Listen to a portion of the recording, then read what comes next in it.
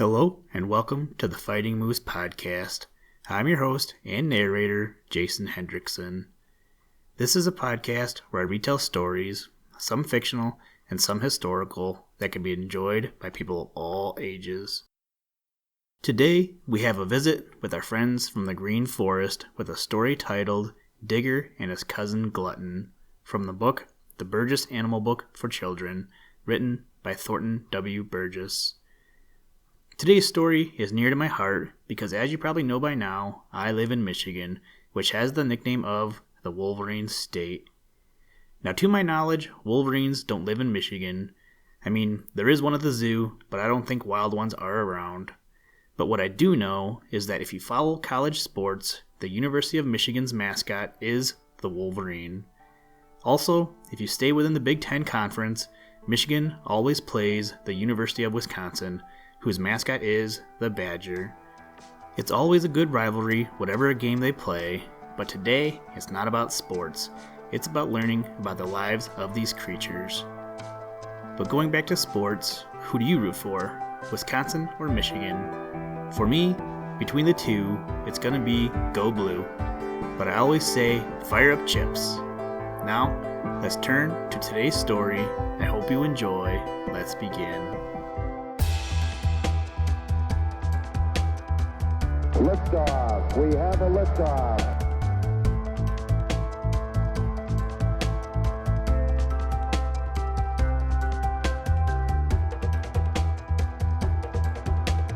We choose to go to the moon in this decade and do the other things, not because they are easy, but because they are hard.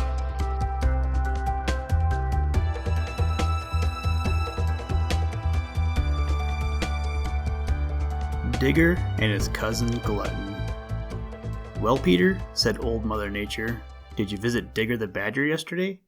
Yes'm, replied Peter. I visited him, but I didn't find out much.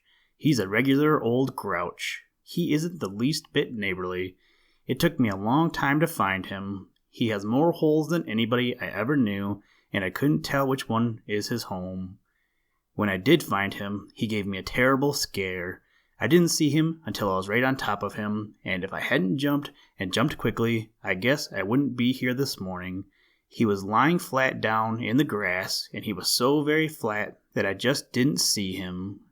When I told him that I wanted to know all about him and his ways, he replied that it was none of my business how he lived or what he did, and that was all I could get out of him. I sat around a while and watched him, but he didn't do much except take a sunbath. He certainly is a queer-looking fellow to be a member of the weasel family. There's nothing about him that looks like a weasel that I could see. Of course, he isn't as broad as he is long, but he looks almost that when he is lying flat down and that long hair of his is spread out on both sides. He really has a handsome coat when you come to look at it. It is silvery gray and silky looking. It seems to be parted right down the middle of his back. His tail is rather short, but stout and hairy. His head and face are really handsome. His cheeks, chin, and a broad stripe from his nose right straight back over his head are white. On each cheek is a bar of black. The back part of each ear is black, and so are his feet. He has rather a sharp nose. Somehow, when he is walking, he makes me think of a little flattened-out bear with very short legs, and such claws as he has on his front feet. I don't know anyone with such big, strong claws for his size. I guess that must be because he is such a digger. That's a very good guess, Peter, said Old Mother Nature. Has anyone ever seen him dig? I did once, replied Peter. I happened to be over near where he lives when Farmer Brown's boy came along and surprised Digger some distance from one of his holes. Digger didn't try to get to one of those holes. He simply began to dig. My gracious, how the sand did fly. He was out of sight in the ground before Farmer Brown's boy could get to him. Johnny Chuck is pretty good at digging, but he simply isn't in the same class with Digger the Badger. No one is that I know of, unless it is Miner the Mole. I guess this is all I know about him, excepting that he is a great fighter. Once I saw him whip a dog almost twice his size. I never heard such hissing and snarling and growling. He wouldn't tell me anything about how he lives." "Very good, Peter, very good," replied Old Mother Nature. "That's as much as I expected you would be able to find out. Digger is a queer fellow.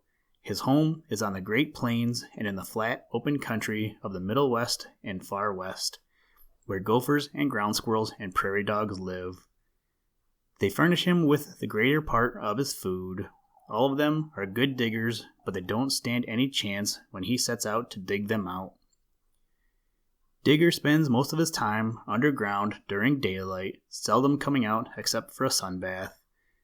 But as soon as jolly round red Mr. Sun goes to bed for the night, Digger appears and travels about in search of a dinner. His legs are so short and he is so stout and heavy that he is slow and rather clumsy, but he makes up for that by his ability to dig. He doesn't expect to catch anyone on the surface unless he happens to surprise a meadow mouse within jumping distance. He goes hunting for the holes of ground squirrels and other burrowers, and when he finds one, promptly digs. He eats grasshoppers, beetles, and small snakes, as well as such small animals as he catches. It was well for you, Peter, that you jumped when you did, for I suspect that Digger would have enjoyed a rabbit dinner. Very little is known of Digger's family life, but he is a good husband. In winter, he sleeps as Johnny Chuck does, coming out soon after the snow disappears in the spring. Of all my little people, none has greater courage. When he is cornered, he will fight as long as there is a breath of life in him. His skin is very tough, and he is further protected by his long hair. His teeth are sharp and strong, and he can always give a good account of himself in a fight. He is afraid of no one of his own size. Man hunts him for his fur, but man is very stupid in many things, and this is an example. You see, Digger is worth a great deal more alive than dead, because of the great number of destructive rodents he kills. The only thing that can be brought against him is the number of holes he digs. Mr. and Mrs. Digger have 2 to 5 babies late in the spring or early in the summer. They are born underground in a nest of grass. As you may guess, just by looking at Digger, he is very strong. If he once gets well into the ground, a strong man pulling on his tail cannot budge him. As Peter has pointed out, he isn't at all sociable. Mr. and Mrs. Digger are quite satisfied to live by themselves and be left alone, so he is rarely seen in daytime, but probably is out oftener than is supposed. Peter has told how he nearly stepped on Digger before seeing him. It is Digger's wise habit to lie perfectly still until he is sure he has been seen, so people often pass him without seeing him at all, or if they see him, they take him for a stone. While Digger the Badger is a lover of the open country and doesn't like the green forest at all, he has a cousin who is found only in the great forest and usually very deep in the green forest at that. This is Glutton the Wolverine, the largest and ugliest member of the family. None of you have seen him because he lives almost wholly in the great forests of the north. He hasn't a single friend that I know of, but that doesn't trouble him in the least. Glutton has several names. He is called Carcajou in the far north, and out in the far west is often called Skunk Bear. The latter name probably is given him because in shape and color he looks a good deal as though he might be half skunk and half bear. He is about 3 feet long, with a tail 6 inches long, and is thick-set and heavy. His legs are short and very stout. His hair, including that on the tail, is long and shaggy. It is blackish-brown, becoming grayish in the upper part of his head and cheeks. His feet are back. When he walks, he puts his feet flat on the ground as a bear does. Being so short of leg and heavy of body, he is slow in his movements, but what he lacks in this respect he makes up in strength and cunning. You think Reddy Fox and Old Man Coyote are smart, but neither begins to be as smart as Glutton the Wolverine. He is a great traveler, and in the far north, where the greater part of the fur of the world is trapped, he is a pest to the trappers. He will follow a trapper all day long, keeping just out of sight. No matter how carefully a trapper hides a trap, Glutton will find it and steal the bait without getting caught. Sometimes he even tears up the traps and takes them off and hides them in the woods. If he comes on a trap in which some other animal has been caught, he will eat the animal. His strength is so great that often he will tear his way into the cabins of hunters while they are absent and then eat or destroy all their food. His appetite is tremendous, and it is because of this that he is called Glutton. What he cannot eat or take away, he covers with filth so that no other animal will touch it. He is of ugly disposition and is hated alike by the animals and by man. His fur is of considerable value, but he is hunted more for the purpose of getting rid of him than for his fur. Sometimes, when caught in a trap, he will pick it up and carry it for miles. Mrs. Glutton has 2 or 3 babies in the spring. They live in a cave, but if a cave cannot be found, they use a hole in the ground which Mrs. Glutton digs. It is usually well hidden and seldom has been found by man. Glutton will eat any kind of flesh and seems not to care whether it be freshly killed or so old that it is decayed. The only way that hunters can protect their supplies is by covering them with great logs. Even then, Glutton will often tear the logs apart to get at the supplies. Because of his great cunning, the Indians think he is possessed of an evil spirit. I think this will do for today. Tomorrow, we will take up another branch of the family, some members of which all of you know. I wonder if it wouldn't be a good plan to have Shadow the Weasel here. Such a look of dismay as swept over the faces of all those little people, with the exception of Jimmy Skunk and Prickly Porky. If you please, I don't think I'll come tomorrow morning, said Danny Meadow Mouse. I think I shall be too busy at home and will have to miss that lesson, said Striped Chipmunk. Old Mother Nature smiled. Don't worry, little folks, said she. You ought to know that if I had Shadow here, I wouldn't let him hurt one of you. But I am afraid if he were here, he would pay no attention to me, so I promise you that Shadow will not be anywhere near.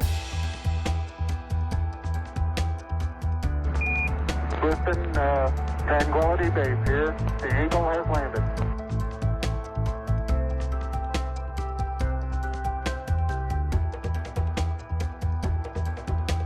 That's one small step for man, one giant leap for mankind.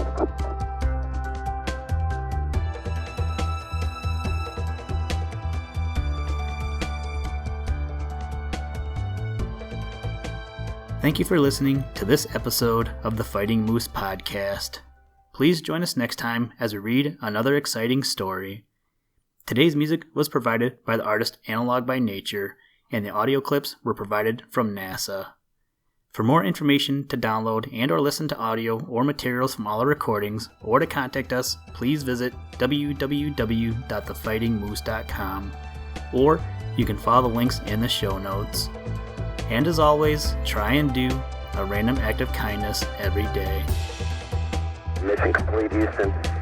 After serving the world for over 30 years, the space shuttle's earned its place in history and it's come to a final stop.